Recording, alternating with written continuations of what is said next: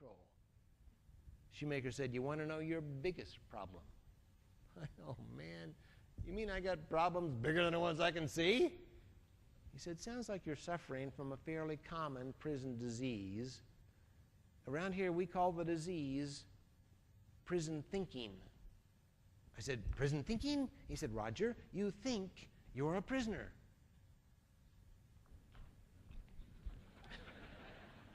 In the words of my 16-year-old daughter, well, duh. Look at this.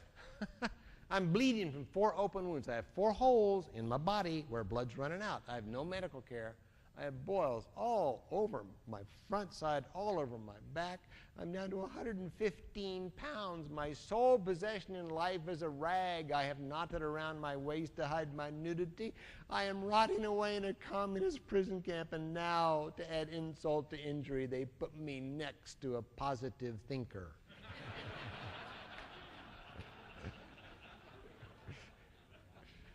I kept tugging. It was the only ball game in town. I said, okay, tell me about this prison thinking stuff. He said, don't you see?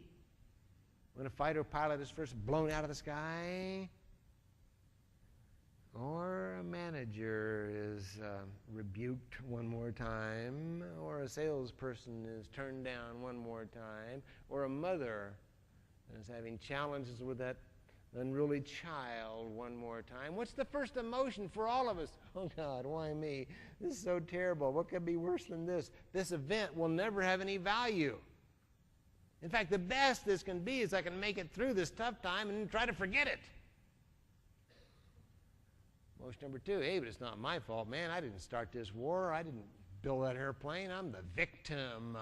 I have no control over my destiny. Motion number 3, if it's not my fault, it's got to be somebody's fault. Right. Blame everybody you can think of. Blame the president. Blame the enemy. Blame the Congress. The problem here, according to Shoemaker, is when you start blaming other people for your problems, you give away control of your life. That's what the coach was telling me. Remember the coach said I had the option to give away the option? Shoemaker says precisely how to do it. I said, okay, I guess I got a bad case of this prison thinking. Well, man, what's the antidote to my disease? He said, first is you got to be a believer. Hold on, I'm not a preacher. He said, I'm not going to convert you to a religion. I just got to tell you this.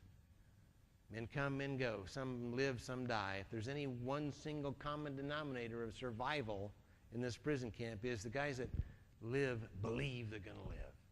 They tap into sources of strength and power. They believe in their team. They believe in the products. They believe in the services.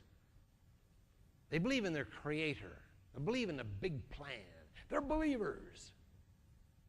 He said, you got to have courage. We're stepping up to the plate. It's the bottom of the 9th. We're 20 runs behind, and you got to swing the bat like we're going to win this game. He said, you have to have integrity. We're honest around here with each other and with ourselves. He said, it's the team. You got to play for the team. You got to be a parachute packer. I said, okay, I think I've got those things. He said, keep the faith and keep packing those parachutes.